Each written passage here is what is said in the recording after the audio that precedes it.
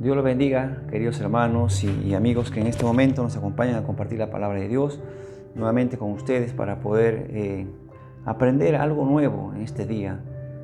Muy agradecidos con Dios nuevamente por el día a día, ¿no? por ese milagro que Dios nos da de poder estar día a día para poder compartir su palabra, para poder aprender de Él, para acercarnos a su presencia con alabanza, con adoración, con acción de gracias, porque Dios es un Dios bueno. Para siempre su amor y para siempre su misericordia. Amén. Así que vamos a compartir las escrituras en este momento. Estamos estudiando el mensaje de las 7 iglesias en el libro de Apocalipsis capítulo 2 y hoy vamos a hacerlo en el versículo 12, ¿no? La tercera iglesia, que es el mensaje a Pérgamo, y dice así la palabra de Dios: escribe al ángel de la iglesia en Pérgamo, el que tiene la espada aguda de 2 filos, dice esto, ¿no? Nuevamente, ahora el Señor Jesucristo saludando a la iglesia y presentándose con este nombre. El que tiene la espada aguda de 2 filos dice esto, ¿no? Escribe al ángel de la iglesia. Ya saben que el ángel de la iglesia es el mensajero de la iglesia, sea un líder, sea el pastor de la iglesia. Y el que tiene la espada aguda de 2 filos, refiriéndose a Jesucristo, quien tiene la palabra en su boca, esa palabra que da vida, esa palabra que descubre todo, esa palabra que discierne los corazones, esa palabra que levanta, que sana, que fortalece, esa espada de 2 filos, como dicen hebreos, que es más cortante que espada de 2 filos, que atraviesa hasta llegar a las coyunturas y los tuétanos, ¿no? Haciéndonos entender que la palabra de Dios puede entrar a lo más profundo del ser humano para poder cambiar y transformar los pensamientos, para cambiar todo acto malo, porque lo que al ser humano lo cambia y lo transforma es la bendita palabra de Dios. El Señor Jesucristo lo dijo: y conocerán la verdad, y la verdad los hará libres, ¿no? Conoceréis la verdad, y la verdad los hará libres. Cuando uno va conociendo esta verdad, ese conocimiento y esa aplicación a la verdad va a ir perfeccionando nuestras vidas día a día. Porque eso es lo que Dios quiere: cambiar nuestros corazones, transformarnos, hacernos a su propia imagen a través de la preciosa palabra de Dios. Dios va a ir trabajando con nuestras vidas día a día, porque aquel que comenzó la buena obra en nosotros la irá perfeccionando hasta el día de Jesucristo. Y Dios ha utilizado su palabra.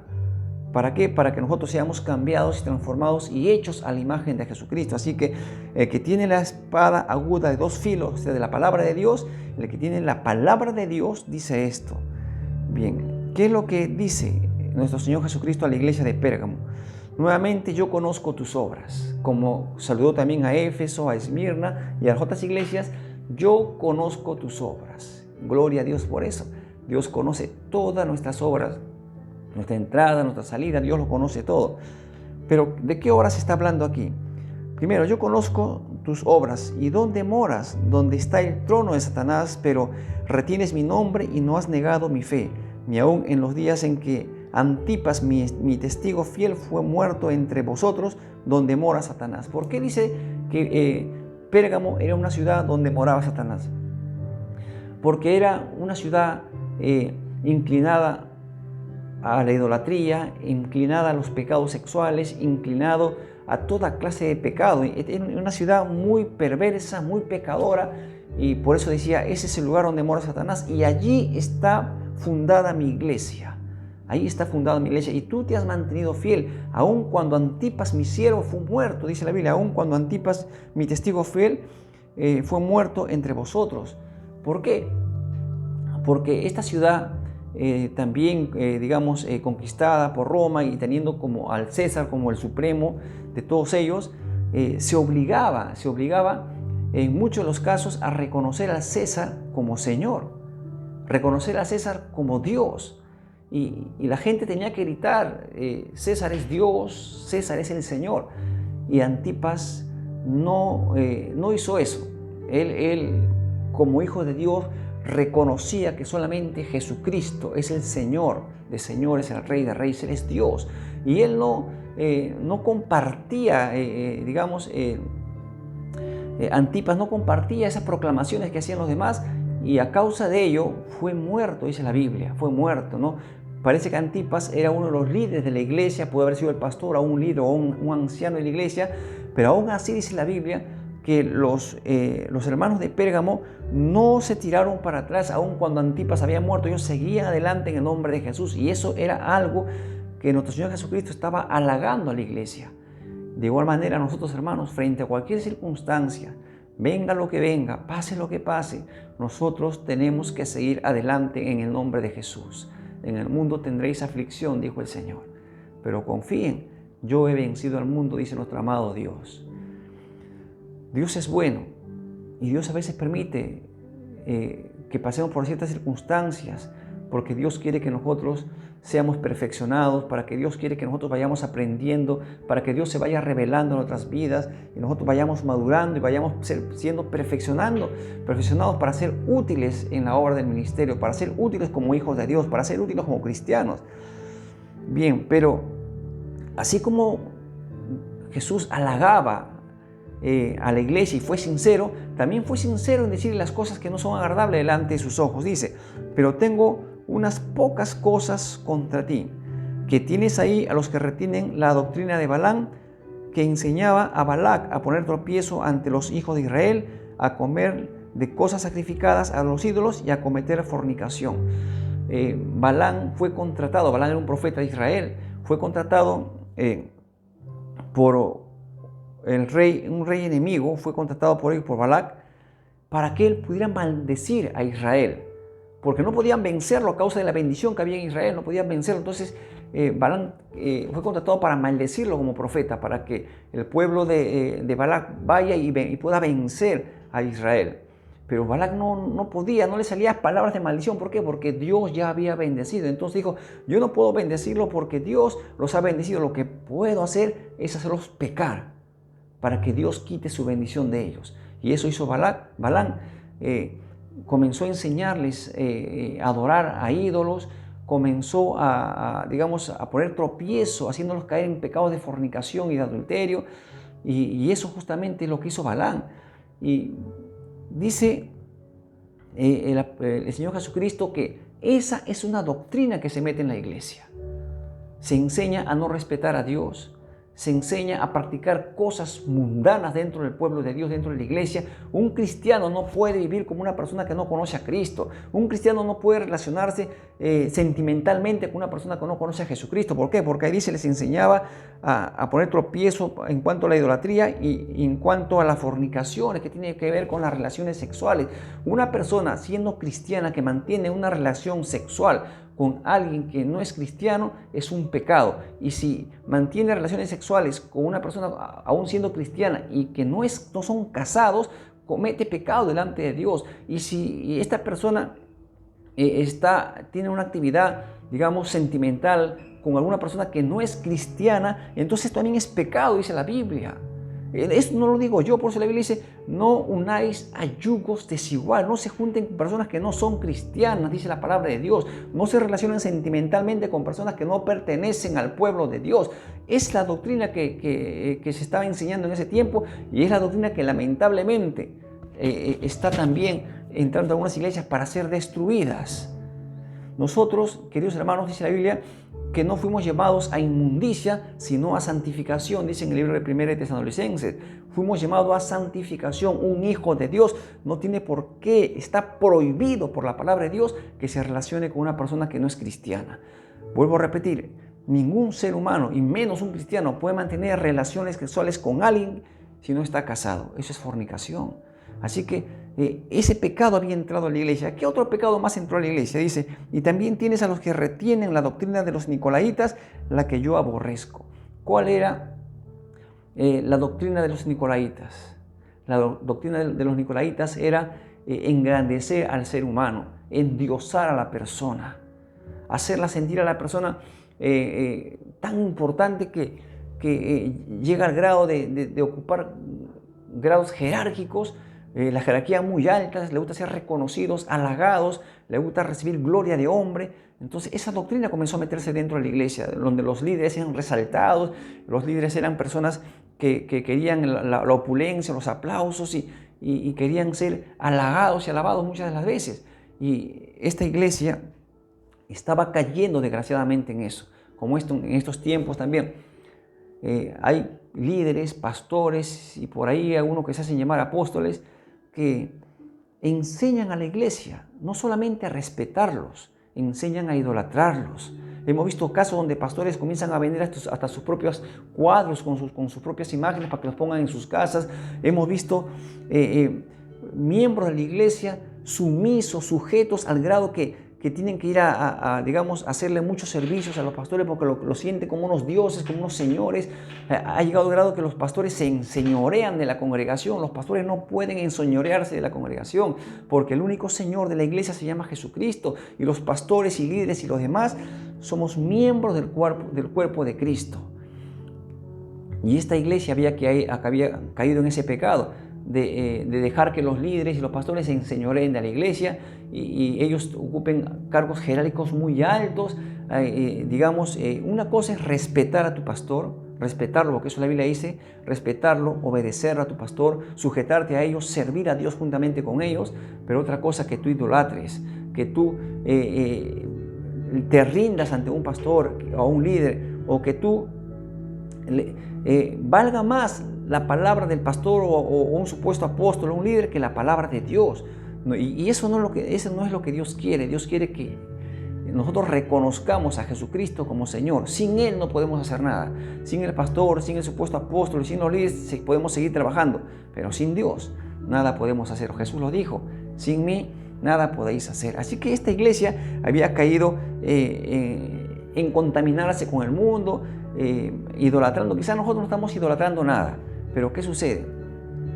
Podemos estar metiendo música mundanas a nuestras casas, escuchando salsas que escuchabas antes, músicas románticas, algunas cumbias mundanas por ahí que antes en tu vida mundana tú bailabas y cantabas y ahora las pones con normalidad.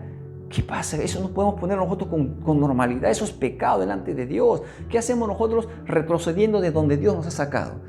Por eso que nuestros corazones muchas veces no quieren orar, no quieren leer. ¿Por qué? Porque lo cargamos de tanta mundanalidad. Y eso fue lo que sucedió con esta iglesia. La fornicación, el adulterio, el enseñorear a las personas. No, eso desechémoslo en el nombre de Jesús si eso fuera el caso. El consejo de Dios es, por tanto, arrepiéntete, cambia de manera de pensar, cambia tu manera de actuar. Pues si no, vendré a ti pronto y pelearé con ellos con la espada en mi boca. Dios, de igual manera, los va a destruir. Los va a destruir esa clase de pecado y esas personas con la espada en su boca, con su propia palabra. ¿Qué quiere decir? Que esta palabra va a condenar todo ese acto, si que no se arrepienten. Dice la Biblia: el que tiene oído, oiga lo que el Espíritu dice a las iglesias. Al que venciere, le daré de comer del maná escondido, y le daré una piedrecita blanca, y en la piedrecita blanca escrita un nombre nuevo, el cual ninguno conoce sino el que lo recibe. Empezaba el texto diciendo que Jesucristo era esa espada de dos filos, ¿no? El que tiene la espada aguda de dos filos dice esto, ¿no? Jesucristo, que es la palabra de Dios. Y acá dice que Él nos va a dar el maná. Recuerda cuando el maná se daba en el desierto, se daba todos los días. Tú no podías guardar maná para el día siguiente porque se te podría. La orden era de domingo a viernes, todos los días van a recibir el maná y solamente junten para ese día. El día viernes van a juntar doble porción para el día sábado, porque el día sábado es día de reposo. Pero todos los días van a cambiar solamente lo necesario para el día, y al día siguiente nuevamente botan eso, al día siguiente nuevamente. Entonces era para el día, y el que guardaba de más, al día siguiente estaba podrido. Entonces, ¿qué locura es la enseñanza, mis amados hermanos? Nosotros no podemos guardar palabra para mañana. Yo hoy voy a leer, y que esta palabra voy a leer, me va a ayudar, sí, me va a edificar, sí, y bueno, lo voy a leer para toda la semana. No, hermanos. No solo de pan vivirá el hombre, sino de toda palabra que sale de la boca de Dios. ¿Qué es lo que te va a corregir a ti? ¿Qué es lo que me va a corregir a mí? Es cuando yo lea, escúchame, cuando yo lea todos los días la palabra de Dios. Todos los días. Yo no puedo estar leyendo, hermanos, de vez en cuando la palabra de Dios, o cada vez que se me ocurra, o cada vez que necesita algo, o cada vez que me siento mal, o cada vez que... No, hermano, tú tienes que leer la Biblia todos los días. Grábate eso y métela en tu mente, en tu corazón. Todos los días yo tengo que leer la palabra de Dios. Todos los días yo tengo que presentarme delante de Dios y darle gracias por su bondad, gracias por su misericordia, orar a Dios para que Él me llene mi corazón de su espíritu, llene mi corazón de su palabra. Todos los días. ¿Te va a quitar horas? No. Te va a quitar minutos, hermanos. Minutos valiosos que vas a pasar en la presencia de Dios. Réstale tiempo a otras cosas en las cuales que realmente no vale la pena invertir tiempo en muchas cosas. Quítale tiempo a esas cosas que realmente lo único que hace es entretenernos y separarnos de la comunión con nuestro Dios, y invertamos tiempo en conocer más a Dios todos los días. No dejemos que estos pecados entren a nuestros corazones, a nuestros hogares, a la iglesia. No lo permitamos en el nombre de Jesús. Seamos fieles bajo cualquier circunstancia y busquemos a Dios todos los días como Dios nos enseña en este hermoso pasaje. Que Dios te bendiga, que la palabra de Dios ahonde profundamente en tu corazón, que las Escrituras ocupen un lugar especial en tu vida y así podamos mejorar día a día en el nombre de Jesús. Seremos a un Dios bueno, a un Dios bondadoso, que Él nos dice: si estás fallando en alguna de estas cosas, arrepiéntete. Cambia de dirección, piensa de manera diferente, vas a sentir de manera diferente y vas a actuar de manera diferente, porque eso va a ser la palabra de Dios en nuestras vidas. Amén. Y en el futuro recibiremos la corona de vida, la eternidad, un nombre nuevo en el reino de los cielos. Como parte del reino de los cielos, nosotros vamos a pertenecer a ese reino. Esforcémonos en esta tierra, hermanos, para seguir adelante. Gloria a Dios. Oremos un momento al Señor. Amado Dios, te doy gracias en el nombre de Jesús. Gracias porque tú eres bueno, Dios. Gracias porque tú eres precioso, eres maravilloso al hablarnos, oh Dios, en tu palabra. Te pedimos perdón, Padre, en el nombre de Jesús. Si estas cosas, Señor, están en nuestros corazones, el adulterio, la fornicación, la idolatría, estar contaminándonos con las cosas de este mundo, metiéndolas a nuestros hogares, Señor, cosas indecentes, cosas que no pertenecen al reino tuyo, Señor, en el nombre de Jesús, perdónanos, oh Dios, si estamos contaminando nuestros cuerpos, nuestras familias, Señor, la iglesia, el pueblo tuyo, Dios. Perdónanos, Padre, si somos tropiezos, Señor, para alguien también, oh Dios. En el nombre de Jesús nos arrepentimos, oh Padre, y venimos a ti con arrepentimiento, Señor, y somos sinceros al pedirte perdón, oh Dios. En el nombre de Jesús, ayúdanos, oh Dios, que tu palabra sea mi alimento diario. Que tu palabra sea mi luz, que me guíe, me alumbre, Señor. Límpiame a través de tu palabra y ayúdame a conducirme de la manera correcta y dame fuerzas a través de ella para hacer tu voluntad, Dios. En el nombre de Jesús, que todos los días ayúdame, Señor, yo pueda leer tu palabra y pueda, Señor, meditar en ella y ponerla en práctica, Dios Santo. En el nombre de Jesús. Muchas gracias, Señor. Sigue restaurando la salud de aquellos que están enfermos, oh Dios. Restáuralos, Padre, en el nombre de Jesucristo, y pon sanidad en sus cuerpos. Te lo pido, Señor, en el nombre de Jesús, porque en las cruces del Calvario tú perdonaste todos tus pecados y sanaste todas nuestras dolencias, oh Dios. Gracias, oh Dios, Espíritu Santo, porque tú haces tu obra sanadora y regeneradora en nuestras vidas, oh Dios. Y también, Señor, te pido que tú sigas supliendo las necesidades de todo aquel que lo necesita, Señor. Provéele, Señor, en el nombre de Jesús. Bendice su trabajo, sus negocios, Señor. No le hagas faltar, Padre Santo. Bendice, Señor, su mesa, llénalo de bienes y de provisión, Padre, en el nombre de Jesús. Y gracias por los hogares que tú estás restaurando, Señor, por las vidas que estás restaurando, Dios, en el nombre de Jesús. Amén y amén. Bien, hermanos, nos pasamos unos minutitos. Que Dios me los bendiga a todos ustedes. Para mí ha sido un enorme placer compartir la palabra de Dios con ustedes. Los amo mucho y los llevo siempre en mi corazón y en mis oraciones. Amén. Mañana, si Dios permite, estaremos hablando acerca del mensaje de Tiatira, la cuarta iglesia, y eso lo haremos mañana si Dios así lo quiere. Amén. Bien, hermanos, un abrazo fuerte de aquí para todos ustedes. Que Dios me los bendiga, que tengan un día muy hermoso, muy precioso. Amén. Bendiciones, hermanos, y conmigo será hasta mañana si Dios así lo quiere. Bendiciones.